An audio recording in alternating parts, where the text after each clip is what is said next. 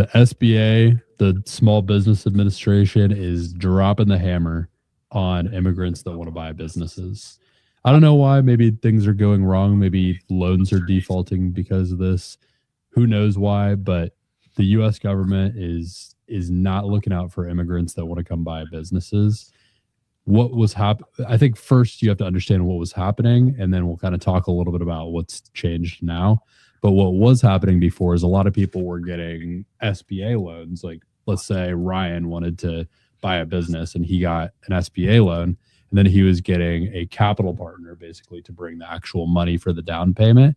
And the capital partner would be a foreign citizen who wanted to get citizenship, and they maybe had a few $100,000 sitting around, and they could come and just be the capital partner and become an owner with Ryan to help buy that business. And now the U.S. government, for whatever reason, they're cracking down on it hard, and they don't want immigrants buying businesses or being owners in them.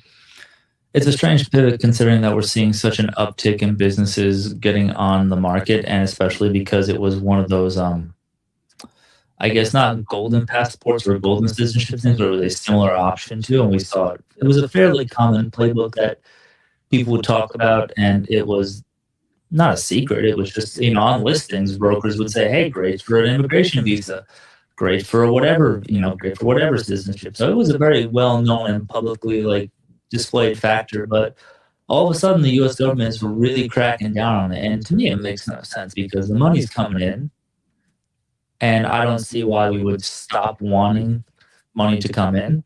But it just means that business sellers are going to have a lot fewer people coming in to take over stuff, especially industries where it was dominated by people from other countries coming in. When let's talk about the amount of food spots that are internationally owned. It's insane. So I think those aren't as appealing. I think it's completely ridiculous too, and it's antithetical to what the American dream is supposed to be, because we're literally a melting pot of a country built on immigrants moving here and making a life for themselves. And if you even just back up and think about someone who's able to stack, the kind of capital that it takes to actually have done that, those are the types of individuals that we want to come and be citizens here, right? They're people who figured out entrepreneurship probably somewhere else. I've got a friend I was talking to the other day who is a very successful young business owner, mid-20s, in the health insurance space. And he was telling me that his father actually got them over from Iran originally because he was a successful business owner of a boring business, and he was able to win their lottery system to come over here, and he'd spent a lot of money on it to getting their citizenship through a very viable route. And I just hate to hear that some of these routes that exist for that are being torn down, because if you just think about those type of people, this guy's dad brought them over, and then his son having that upbringing and that background and that kind of role model to model after is, in my opinion, making our country better by building a business that creates opportunity for people. He's got literally dude's mid-20s. He has, I think, 65 or 70 people working for him. And that's an immigrant that came here off of the back of, an opportunity through business ownership and spending a lot of money in the economy and helping bolster it up. I hate to see things get limited like that. And every immigrant that I've ever met that's a business owner is they're just salt of the earth, hard working people.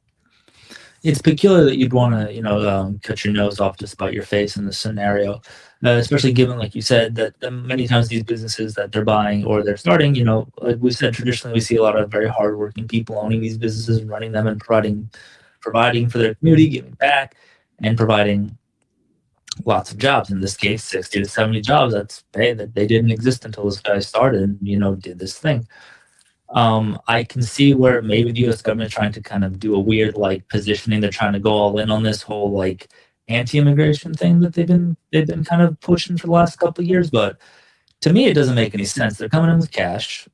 They're buying it through a legal channel. They're paying taxes on it. They're going to pay a lot of taxes on it.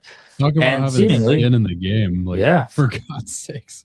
I mean, it's a peculiar move, and I'm kind of dumbfounded by it because you see that there's almost like many times these people take the businesses that it's like a business or a job that maybe somebody who was born here or has a certain maybe they don't want that job. We see a lot of times people like restaurants. We're always like, oh my God, we would never do a restaurant. What a terrible, awful industry to be in. It's so dangerous. They'll come over, buy a restaurant, and start their own cuisine out of it. And I'll be going to it. But I wouldn't want to do that. I wouldn't want to own a business. George, the guy that lives down the street, would probably make. We got enough American cuisine. I think we are good on our cultural cuisine as Americans. Who doesn't love a new spot opening up? So again, to say, I think the restaurant industry is going to be hit very hard by this, and the restaurateurs who are selling are going to be hit very hard by this, because traditionally a lot of the spots that we see, especially here in Orlando, we have a very deep international food scene. And I'm sure a lot of them came over here and got their citizenship through business ownership or through that channel. We're losing restaurants left and right in Orlando. I don't know if that's something that's happening in a lot of cities around the US, but we're losing them like crazy in Orlando. And this is something this could have been an opportunity for a lot of them to maybe survive and be able to sell through the SBA and the loans available to someone who's actually willing to give it a shot and try to keep it running. And it's just a shame. I don't get it. I'm not a fan of it, and I hope it changes. It seems very baffling, because it is a very straightforward process of nothing moves forward unless you show that you are financially and viably able to buy a business.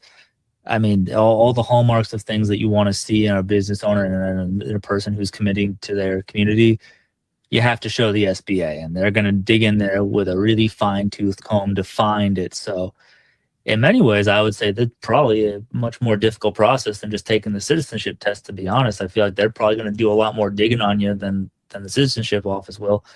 I don't know that, but I'm just my experience. I've never been looked into harder than the SBA. So again, it's a very, very odd stance for them to take, especially when they're just kind of they're foregoing just pure converted to American cash. It seems like a very strange move, and I don't think it's the right way to go about this. I don't agree with this from the SBA. Hopefully they'll roll it back, because I think we're losing out on a lot of different minds and people who could come in and really create more, generate a lot more for the economy, given whatever business they want to buy. If you're with the SBA and you're watching this, you're listening to this, and you have any power whatsoever, maybe think about it a little bit. I mean, maybe there's reasons that we don't know about, but I don't know. We just Ryan and I wanted to get up on our soapbox for this episode and just kind of talk about this a little bit, because I feel like it's a huge change that happened really at the beginning of this year or end of last year, and it's been affecting a lot of deals. So I don't know. Maybe someone will see this and have some thoughts on it and be able to affect some change. But until then, hopefully we find a way for more great-minded, hardworking immigrants that want to come and have the American dream to become business owners here. Now, we do the show every Tuesday night right around 6 p.m. Eastern Standard Time. So if you want to hear us get up on the soapbox again sometime soon, we'll see you on the next one.